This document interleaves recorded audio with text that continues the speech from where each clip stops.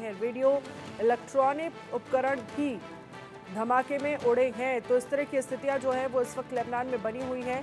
Solar panel, electronics में भी धमाके हुए हैं, सड़कों पर चल रही गाड़ियों में भी धमाके हुए।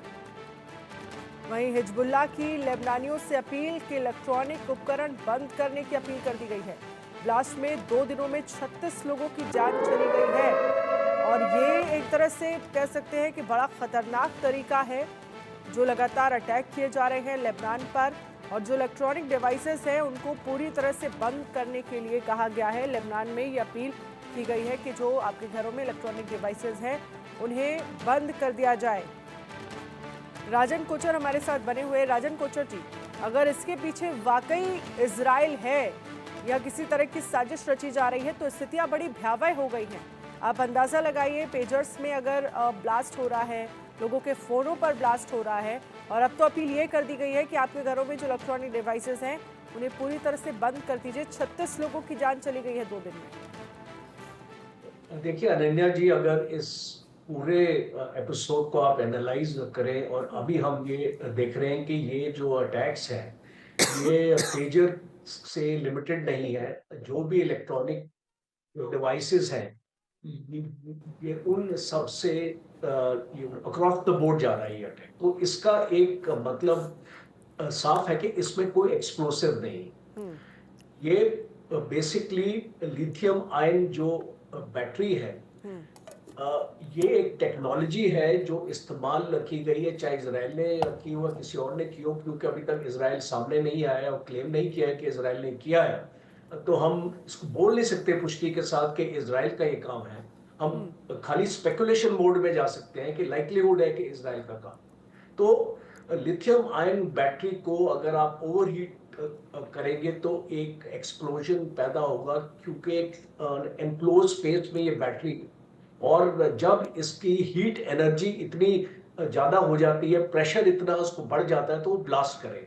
तो एक जो भी टेक्नोलॉजी का स्टूडेंट है और साइंस का स्टूडेंट है ये चीज को समझता है। तो मुझे ये लगता है कि ये एक नए तरीके का वॉरफेयर है। इसको मैं टेररिज्म की तरफ नहीं लेके जा रहा हूं, क्योंकि एक टेररिस्ट ऑर्गेनाइजेशन को टारगेट किया जा रहा है। तो आई डोंट थिंक, और एक लड़ाई हिजबुल्लाह और इजराइल के बीच में चल रही है, तो ये मैं मानता हूं कि this is a new form of warfare.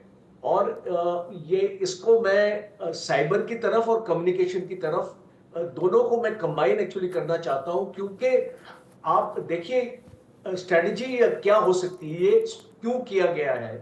Basically पूरा अगर आप एक अपने दुश्मन का कम्युनिकेशन नेटवर्क को अगर आप खत्म कर दोगे तो फिर आपका नेक्स्ट स्टेज होगा कि आप उसको आसानी से एलिमिनेट कर पाओ, उसको आसानी से आप उसके ऊपर अटैक्स कर पाओगे। और मैं अभी विजुलाइज करता हूं कि इजराइल का जो नेक्स्ट स्टेप होगा, अगर इजराइल ने ये किया है तो उसका नेक्स्ट स्टेप होगा कि अभी वो हिजबुल्लाह टारगेट्स के ऊपर एयर अटैक्स करेगा अपने, बिकॉज अभी जो उनका जो कम्युनिकेशन है और उनका जो मोराल है वो एक काफी हद तक अफेक्ट हुआ है इस अटैक्स के साथ। और ये बहुत इंपॉर्टेंट हो जाता है हम लोगों को एज डिफेंस एनालिस्ट, हमको इसको स्टडी करना, ये चर्चा का भी इसको विषय एक्चुअली बनना चाहिए कि क्या इस टाइप का अटैक भारत में हो सकता है। बिकॉज चाइना भी इस टेक्नोलॉजी की कैपेबिलिटीज रखता है, और जो हमारा क्रिटिकल इंफ्रास्ट्रक्चर है, मुझे चिंता है हमारे क्रिटिकल इंफ्रास्ट्रक्चर में, रेलवे हमारे सिस्टम्स, हमारे बैंकिंग सिस्टम्स, हमारे मेडिकल सिस्टम्स, हमारे पावर एंड एनर्जी सिस्टम्स, तो ये हमारा एक क्रिटिकल इंफ्रास्ट्रक्चर है। और अनफॉर्चुनेटली आज की डेट में आपकी नॉलेज में भी है और मेरी नॉलेज में भी है कि इस पूरे क्रिटिकल इंफ्रास्ट्रक्चर में चाइनीज कंपोनेंट्स लगे हुए हैं। चाइनीज इक्विपमेंट ऑलरेडी इंस्टॉल्ड है इसमें, और इसमें आपको एक्सप्लोसिव डालने की जरूरत नहीं है।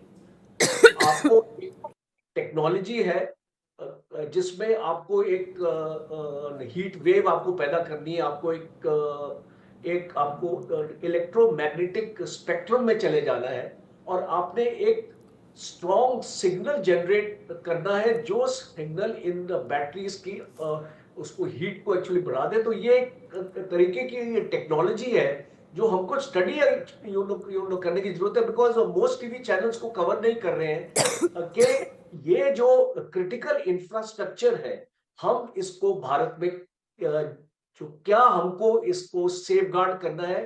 मेरे कुछ सुझाव हैं कि सबसे पहले जितने भी इंटरनेट रिलेटेड इंफ्रास्ट्रक्चर है हमारे भारत में, उसका एक ऑडिट होना चाहिए। हमको ये देखना चाहिए कि उसमें कोई टैंपरिंग तो नहीं हुई है। दूसरा, जितने भी मोडेम्स और रूटर्स हैं, हमको उसको इंस्पेक्ट करना चाहिए। इट इज इम्पेरेटिव, चाहे आपके स्पेस प्रोग्राम्स में और आपके लॉन्चिंग प्रोग्राम्स में ये जो सारे कंपोनेंट इस्तेमाल होते हैं। Then the third step is security of your IT, security of your infrastructure, strict access control measures के कौन इसको एक्सेस कर सकता है, कौन नहीं कर सकता है। Multi factor authentication is required. और एक सबसे लास्ट इंपॉर्टेंट है सप्लाई चेन सिक्योरिटी। अब ये सबसे लैक्स एरिया है और हमने इसके इजराइल में भी इसको शुरू में एक न्यूज़पेपर ने निकाला था कि ये एक सप्लाई चेन अटैक हो सकता है।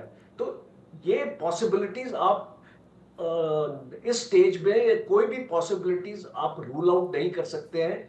और सप्लाई चेन में बहुत वल्नरेबिलिटीज होती हैं, क्योंकि एक मैन्युफैक्चर से एक वेंडर तक आने के लिए आप जानते हैं कि कितने स्टेप्स होंगे। उसकी शिपिंग होगी, फिर उसकी लोडिंग होगी, अनलोडिंग होगी, कई जगह उसकी वेयर हाउसिंग होगी।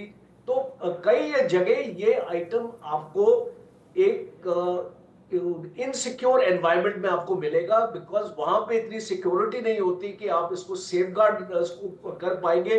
तो आई थिंक हमारे इंटेलिजेंस एजेंसीज को इन चीजों का नोट करना पड़ेगा, बिकॉज ये एक सबक है जो हमको एक्चुअली मिला है और बिल्कुल राइट टाइम पे मिला है। जब हम अपने देश को विकसित की तरफ और उसको लेके इसको जाना उसको चाह रहे हैं और हम टेक्नोलॉजी को एम्ब्रेस करना चाह रहे हैं, तो अगर हमको टेक्नोलॉजी को एम्ब्रेस करना है तो ये वाले फैक्टर जो मैंने आपको बताए हैं, और इस पे एक्सपर्ट्स और भी इसको डिटेल एनालिसिस कर सकते हैं, हमको उनका ध्यान रखना पड़ेगा। अनन्या जी, चलिए आप रहिएगा हमारे साथ। इसी बीच एक और बड़ी खबर